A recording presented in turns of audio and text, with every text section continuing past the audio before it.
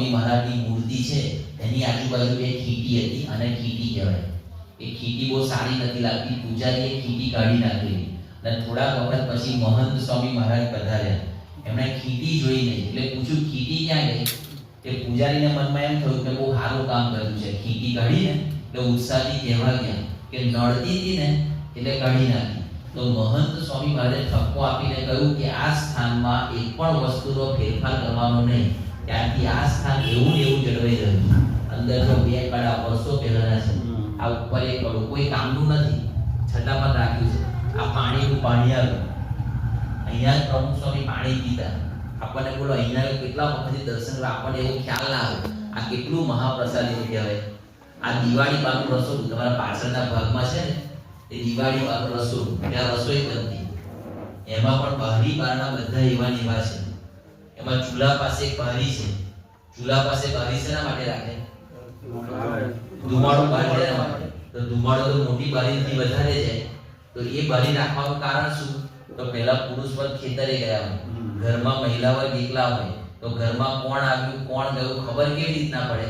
તો રસોઈ બનાવતા બનાવતા બારે ઊભું ના થવું પડે એટલે ત્યાં બારી મૂકી દીધી. એ વખતનો સીસીટીવી કેમેરો કહેવાય. યોગ્ય વ્યક્તિ હોય તો દરવાજો ખુલે, નહીં તો ના ખુલે. તો પ્લાનિંગ સાથે બનાવ્યું છે. અને ત્યાં રસોઈ બને, રસોઈ બન્યા પછી અહીંયા જમતા. પેલા રસોડા નાના હતા અને પરિવાર મોટા હતા. અત્યારે તો ઊંધું થઈ ગયું, રસોડા મોટા થઈ ગયા, અહીંયા બેસીને જમતા. એટલે આ જગ્યા પણ મહાપ્રસાદીની છે. પ્રમુખ સ્વામી મહારાજના માતૃશ્રી દિવાળીબા એમને બધા હરિભક્તે પ્રશ્ન પૂછેલો કે પ્રમુખ સ્વામીનો જન્મ ક્યાં, ક્યારે ને કેટલા વાગે થયેલો? તો દિવાળીબાએ જણાવેલું કે વિક્રમ સંવત 1978 માગસર સુદ આઠમ સવારે 8 થી 8:30 ની વચ્ચે સામેના કોર્નરમાં થયેલો.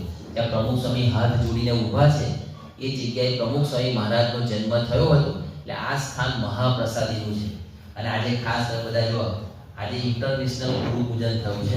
દુબઈથી, ઓસ્ટ્રેલિયાથી અને ભારત 3 દેશના હરિભક્તોએ આજે ગુરુ પૂજન કર્યું. અને પ્રમુખ સ્વામી મહારાજે નવખંડ ધરાની અંદર હિન્દુ ધર્મ અને સ્વામિનારાયણ ધર્મ સંપ્રદાય એનો સૌથી વધારે પ્રચાર કર્યો હોય તો પ્રમુખ સ્વામી મહારાજે. ભગવત ચરણ સ્વામી ઘણીવાર એક પ્રસંગ કહે છે કે વડતાલની અંદર એક પ્રસંગ હતો અને ખૂબ મોટા પાયે તૈયારીઓ ચાલતી હતી. આપણા સંતો જોવા માટે ગયા. ભગવતચરણ સ્વામી પોતે પણ હતા. વડતાલના 2 સિનિયર સંતોએ એવી વાત કરી કે પ્રમુખ સ્વામી મહારાજના 2 ઉપકાર આ સમાજ ક્યારેય નહીં ભૂલી શકે. પહેલો ઉપકાર કયો જણાવ્યો? તો કે પ્રમુખ સ્વામી મહારાજે સ્વામિનારાયણ ભગવાનનું નામ સમગ્ર વિશ્વમાં જો કોઈ સૌથી વધુ ગુંજતું કર્યું હોય તે પ્રમુખ સ્વામી.